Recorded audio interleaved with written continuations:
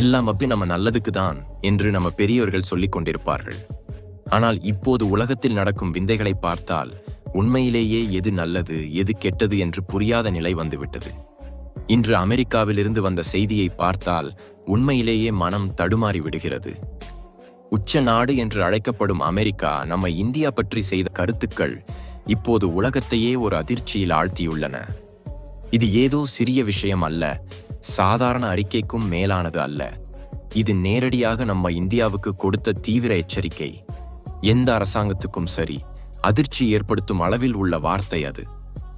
கவனமாக கவனித்தால் ஒரு சூப்பர் பவர் மட்டுமே கொடுக்கக்கூடிய அளவு உள்ள அச்சுறுத்தல் இது. ட்ரம்ப் மாமா வாயிலிருந்து வந்த அந்த வார்த்தை இப்போது சோஷியல் மீடியாவில் காட்டுத்தீ போல் பரவுகிறது. அசலாக ட்ரம்ப் இந்தியா பற்றி ஏன் அப்படி பேசினார்? அமெரிக்கா போன்ற நாடு நம்மை பற்றி இப்படி பேசுவதற்கு பின்னால் உள்ள உண்மையான ரகசியம் என்ன என்று ஒவ்வொருவரும் விவாதித்துக் கொண்டிருக்கிறார்கள். அந்த விவரங்கள் என்ன என்று இன்று நம்ம வீடியோவில் சொல்லிக் கொள்வோம். அதற்கு முன் நீங்கள் எங்கள் சேனலை சப்ஸ்கிரைப் செய்யவில்லை என்றால் உடனே சப்ஸ்கிரைப் செய்யுங்கள். கமெண்ட் செக்ஷனில் ஜெய் ஹிந்த் என்று எழுத மறக்காதீர்கள். இந்தியா இனி பழைய இந்தியா அல்ல என்று, தூங்கிக் கொண்டிருந்த சிங்கம் எழுந்துவிட்டது என்று, அது இப்போது வேட்டையை தொடங்கிவிட்டது என்று உலகத்துக்கே தெரிகிறது. குறைக்கும் நாய் கடிக்காது என்று பெரியவர்கள் சொல்லுவார்கள். அமெரிக்காவின் கூச்சல்களும் அப்படித்தான் இருக்குமா அல்லது உண்மையிலேயே ஏதாவது செய்வார்களா என்று நாம் பார்க்க வேண்டும். அசலான விஷயம் என்னவென்றால், இந்தியா தன் வார்த்தையை கேட்காவிட்டால், தான் சொன்னபடி நடந்து கொள்ளாவிட்டால் வெறும் 7 நாட்களில் இந்தியாவை முடித்து விடுவேன் என்று ட்ரம்ப் சொன்னாராம். இது கேட்பதற்கு கொஞ்சம் அதிகமாக பைத்தியம் போல் அல்லது கோபத்தில் சொல்லிவிட்ட ஜோக் போல் தோன்றலாம். ஆனால் பாஸ், சர்வதேச அரசியலில் எதுவும் ஜோக் அல்ல. அங்கு ஒவ்வொரு வார்த்தைக்கு பின்னாலும் ஒரு பெரிய அர்த்தம் இருக்கும். ஒவ்வொரு அறிக்கைக்கு பின்னாலும் ஒரு மாஸ்டர் திட்டம் இருக்கும். அசலாக அமெரிக்காவுக்கு ஏன் அவ்வளவு பாதுகாப்பின்மை? உலகத்தில் தானே நம்பர் 1 என்று சொல்லிக் கொள்ளும் அமெரிக்காவை தொந்தரவு செய்யும் அளவுக்கு இந்தியா என்ன செயல்களை எடுத்தது? இங்கு அசலான கதை துப்பாக்கிகள் பற்றியோ, போர் விமானங்கள் பற்றியோ, அணுகுண்டுகள் பற்றியோ அல்ல. இது முழுமையாக ஒரு வர்த்தக போர். இன்னும் சொல்ல வேண்டுமென்றால் டாலர் போர். இந்த புதிய வகை போரில் இந்தியா இப்போது யாருக்கும் பயப்படாத ஒரு வலிமையான வீரராக மாறியுள்ளது. அதனால்தான் அமெரிக்காவுக்கு என்ன செய்வது என்று தெரியாமல் தலையை பிடித்துக் கொண்டிருக்கிறது. கடந்த சில மாதங்களாக இந்தியா எடுத்த முடிவுகளை பார்த்து உலகம் அமைதியாக கவனித்துக் கொண்டிருக்கிறது.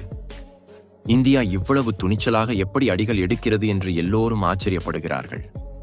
நாம் ரஷ்யாவிலிருந்து மலிவு விலையில் எண்ணெய் வாங்கிக் கொண்டே இருக்கிறோம். அமெரிக்கா எவ்வளவு தடைகள் விதித்தாலும் நாம் கவலைப்படவில்லை. மேலும் பிரிக்ஸ் குழுவை இன்னும் வலிமையாக்கினோம். டாலரை ஒதுக்கி வைத்து புதிய வழிகளில் வியாபாரம் செய்கிறோம்.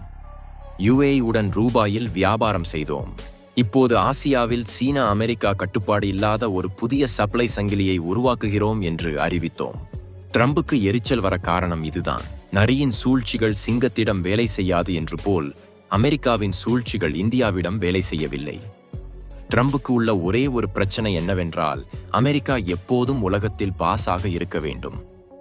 ஆனால் இப்போது அந்த இடத்துக்கு இன்னொருவர் வருகிறார். அது சீனா அல்ல நம்ம இந்தியா. இந்தியா இப்போது யாராலும் அழுத்த முடியாத நிலைக்கு வளர்ந்து விட்டது. நாம் ரஷ்யாவுடன் நெருங்கிய நட்பை பராமரிக்கிறோம். அதே நேரத்தில் அமெரிக்காவுடனும் வியாபாரம் செய்கிறோம். சீனா வைக்கும் ஒவ்வொரு திட்டத்தையும் தடுக்கிறோம். தேவையானால் மேற்கத்திய நாடுகளுக்கும் முகத்தில் பதில் கொடுக்கிறோம். நம்ம வெளியுறவு அமைச்சர் ஜெய்சங்கர் அவர்களின் உரைகளை கேட்டாலே அவர்களுக்கு பாதி உருக்கள் பறந்து விடுகின்றன. இது ட்ரம்ப் மனநிலைக்கு சுத்தமாக பொருந்தவில்லை. இந்தியா இப்படியே ரஷ்யாவுக்கு ஆதரவு கொடுத்து பிரிக்ஸை விரிவாக்கி டாலர் இடத்தில் புதிய நாணய அமைப்பை ஊக்குவித்தால் அமெரிக்காவின் வலிமை முழுவதும் காற்றில் கலந்துவிடும். ட்ரம்ப் அரசியல் எப்போதும் ஒரே வரியில் இருக்கும். அமெரிக்கா முதலில், மீதியுள்ளவர்கள் எல்லாம் என் பின்னால் இருக்க வேண்டும். அதனால்தான் இந்தியா தங்களுடன் சமமாக வளர்வதை அவர் தாங்க முடியாமல் இருக்கிறார். நம்ம வலிமை எவ்வளவு அதிகரிக்கிறதோ அவர் விரக்தி அவ்வளவு அதிகரிக்கிறது. அதே இப்போது பயமாக மாறியுள்ளது. அசலாக டாலர் ஏன் அவ்வளவு வலிமையானது என்று நீங்கள் எப்போதாவது யோசித்தீர்களா? எளிமையாக சொல்ல வேண்டுமென்றால், உலகத்தில் எங்கு எண்ணெய் வாங்க வேண்டுமென்றாலும் டாலர்களில் தான் வாங்க வேண்டும். நாடுகள் எல்லாம் தங்கள் சேமிப்புகளை டாலர்களில்தான் வைத்திருக்கின்றன. இப்போது இந்த அமைப்பு அசைந்தால் அமெரிக்காவின் பொருளாதாரம் சரிந்துவிடும். அவர்களின் ஆதிக்கம் போய்விடும். இங்குதான் கதையில் திருப்பம் தொடங்கியது. இந்தியா ரஷ்யா டாலர் பதிலாக நம்ம ரூபாயை திர்ஹாம்களை பயன்படுத்த தொடங்கியதும் அமெரிக்காவின் இதயத்தில் ரயில்கள் ஓடத் தொடங்கின. ஆசியா டாலரிலிருந்து விலகினால் அமெரிக்காவின் ஆட்டம் முடிந்துவிடும் என்று ட்ரம்ப் ஏற்கனவே தன் குழுவுக்கு எச்சரிக்கை கொடுத்தாராம். புண்ணை பார்த்து நரிவாதம் வைத்துக் கொண்டது போல் வேறு நாடுகள் அமெரிக்காவை நகலடிக்க முயற்சி செய்யலாம். ஆனால் இந்தியா மட்டும் தன் சொந்த வழியில் செல்கிறது. ஆனால் இந்தியா அங்கேயே நிற்கவில்லை. பிரிக்ஸ் கூட்டத்தில் புதிய நாடுகளை சேர்த்து கொண்டது. இதனால் பிரிக்ஸ் நாடுகளின் ஜிடிபி மொத்தத்தை சேர்த்தால் அமெரிக்காவின் ஜிடிபியை தாண்டிவிட்டது. இது உலக வலிமை சமநிலையில் வந்த மிகப்பெரிய மாற்றம். இப்போது அசலான அதிர்ச்சி என்னவென்றால், இந்தியாவும் ரஷ்யாவும் சேர்ந்து டாலர் தேவையில்லாத ஒரு புதிய பேமெண்ட் அமைப்பை உருவாக்குகின்றன என்று செய்தி வெளியே வந்தது. இங்குதான் ட்ரம்புக்கு கோபம் உச்சமடைந்தது. அமெரிக்கா பயப்படுவது இதற்குத்தான். அவர்கள் நாணய மதிப்பு சரிந்தால் அவர்கள் நாட்டில் விலைகள் வானத்தை தொடும். இதுவரை அச்சிட்ட டாலர் நோட்டுகள் எல்லாம் குப்பை காகிதங்களாக போய்விடும்.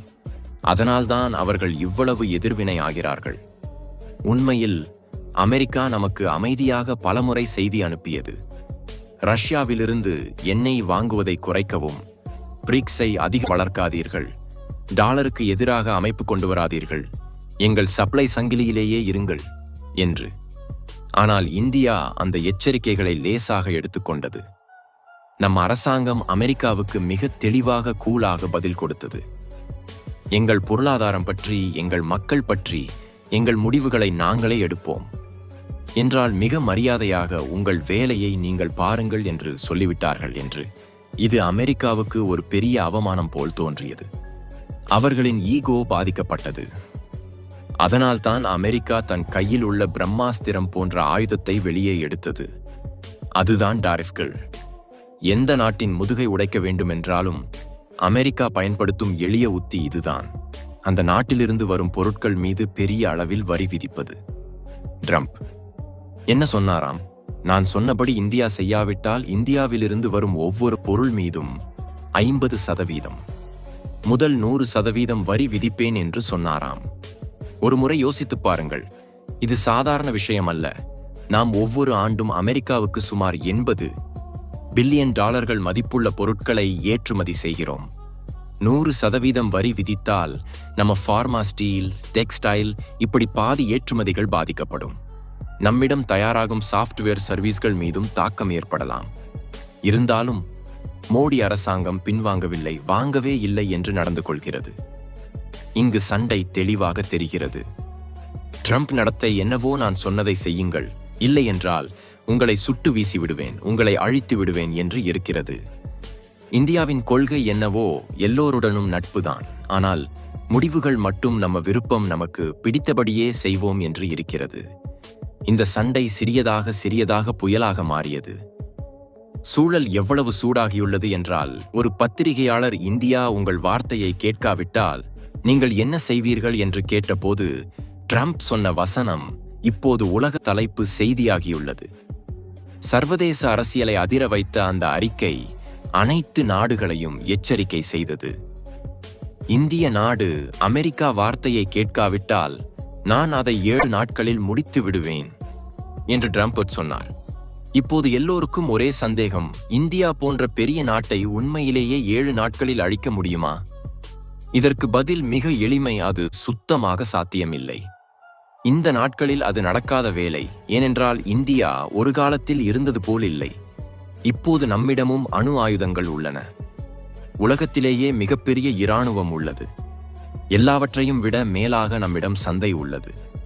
அமெரிக்கா நிறுவனங்களான மைக்ரோசாஃப்ட், ஆப்பிள், ஃபேஸ்புக் போன்றவை உயிர் வாழ வேண்டுமென்றால் இந்திய சந்தை வேண்டும். நாம் தடை செய்தால் அவர்களுக்கே ஆயிரக்கணக்கான கோடி நஷ்டம் வரும்.